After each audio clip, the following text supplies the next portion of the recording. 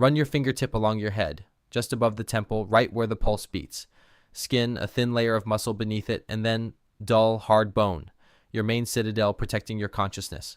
Now imagine someone pressing your head against a flat stone. A man leans over you, holding a fragment of flint in his hand, sharp as a razor, but absolutely unsterile. Without a single word, he begins to slowly, crunchingly, saw through the stone of your skull, alive, without a single drop of pain relief. There is only the scraping sound of stone against bone and your own heavy breathing. This is not an execution scene, nor is it torture and captivity by a hostile tribe. This is a regular Tuesday in the Neolithic era, about 10,000 years ago. They are simply trying to cure your unbearable migraine or cast out an evil spirit that has taken up residence deep inside your head. Why did they do it? How did humanity even think of cutting living flesh without having the slightest idea about bacteria, anesthesia, microscopes, or anatomical atlases? Today, we will look into the darkest, bloodiest, and most terrifying cradle of our civilization, to understand how ancient humans performed the first real surgeries, and why, against all odds, most of their patients survived. For a long time, historians and anthropologists were adamant. Before the appearance of the first universities, clean operating rooms, and white coats, all medicine was reduced to applying plantain, insane rituals, and dancing around a fire. It was believed that if a caveman broke a leg, received a deep wound on a hunt, or suffered from a tumor, he was unconditionally doomed.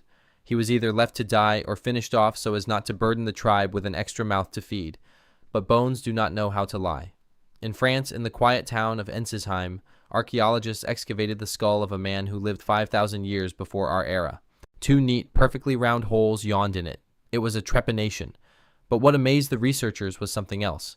The edges of these holes were not jagged or sharp. They were smooth, rounded, with signs of clear and long-term healing of the bone tissue. This means an undeniable fact. After this man's skull was cut open, exposing his pulsating brain, he survived. And he didn't just survive for a couple of days, he lived for many years after that. But that is only half the truth. The scientific world experienced a real shock quite recently when a skeleton was found in the Indonesian cave of Borneo, whose age is estimated at 31,000 years. This young man had his left lower leg completely amputated.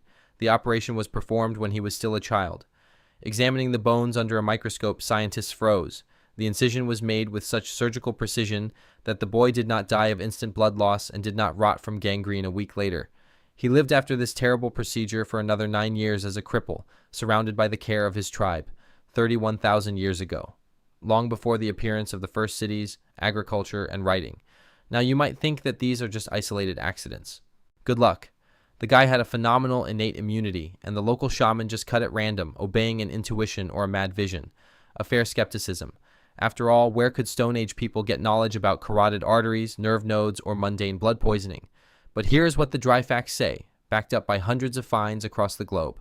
When archaeologists find the tools of ancient surgeons, they do not see crude, heavy stones used to slaughter mammoths. Before them appear finest, translucent obsidian lancets. Obsidian is volcanic glass. If it is split correctly, its cutting edge turns out to be several times sharper than the best modern steel scalpels created in laser laboratories. An obsidian knife divides living tissues at the cellular level, practically without tearing them and leaving no jagged edges. The ancient master did not chop flesh, he made jewelry-like microscopic incisions with an accuracy of a millimeter. Okay, but what about the pain? After all, without quality anesthesia, a person will instantly lose consciousness and die of shock from pain in the very first minutes. We are used to arrogantly assuming that antiquity is an era of dense ignorance, but our ancestors were not stupid. They spent millennia, day after day, hours observing nature around them. They knew every leaf, every poisonous berry, every moldy tree bark, and every root hidden in the ground. Colossal, verified doses of natural drugs were used. Decoctions of opium poppy, cannabis, thornapple, henbane, or simply pure, strong alcohol, if we are talking about later cultures. The patient was actually introduced into a state between life and death, into a deep hallucinatory anabiosis, where reality blurred and the hellish pain dulled, becoming a distant, barely discernible echo. And yet the main, most terrifying, invisible enemy remained: infection. Antibiotics did not exist. Any scratch could be a death sentence. How did Stone Age surgeons cope with this? They used the power of fire and natural biochemistry. Wounds were cauterized with glowing coals, literally baking the vessels and stopping the bleeding. They were poured with boiling wood resin covered with special types of moss that released natural iodine, or thickly smeared with wild honey. Honey is a unique natural antiseptic. It creates an airtight environment and literally sucked moisture out of bacteria, depriving them of the slightest chance to multiply and saving the wound from rotting. It was a blind battle by touch, a great intuitive science passed down from generation to generation through strict taboos and myths. Every 30 seconds of such a procedure was a balance on a razor-thin edge. One wrong move, and a fountain of dark blood from a damaged artery cuts the patient's life short forever. Another mistake, and the onset of sepsis painfully kills a person in 3 days. And ancient specialists maintained this balance with terrifying skill. In some regions of South America and Europe, the success rate of skull trepanations in antiquity reached an incredible 80%. Think about that. This is a survival rate higher than in the filthy field hospitals of the 19th century during the Napoleonic Wars, where wounded soldiers died by the thousands from mundane gangrene. But let's scale down for a second. Let's move from global history to your current life. Look at your hands. Now imagine that right now your closest person, your child, spouse, or parent, has an inflamed appendix. Or a sharp fragment of bone after an unsuccessful fall from a height is pressing on their brain, causing terrible, unceasing convulsions. They are crying out in unbearable pain right here before your eyes. There are no hospitals around, no ambulances, no phones, pharmacies, or internet. There is only you, a dying campfire, and a sharp piece of obsidian. What will you do? Will you turn away, cover your ears, and let them die in terrible agony? Or will you overcome your fear, take the stone, and start cutting living skin? Ancient surgery was not born out of idle curiosity, and certainly not out of cruelty or barbarism. It was born out of absolute black, unbearable despair, and out of a huge, almost terrifying love for one's neighbor. To approach his fellow tribesman with a knife, an ancient human needed to possess not just animal courage, he needed to step over a sacred psychological taboo, to violate the integrity of the human body, to shed the blood of his brother not for the sake of murder, but for the sake of his salvation. The answer to the question of how they performed the first real operations lies not at all in the discovery of obsidian or knowledge of healing herbs. It lies in the evolution of human empathy. The first real operation on planet Earth occurred at the very moment when a human first refused to abandon a wounded and weak fellow tribesman to be torn apart by predators.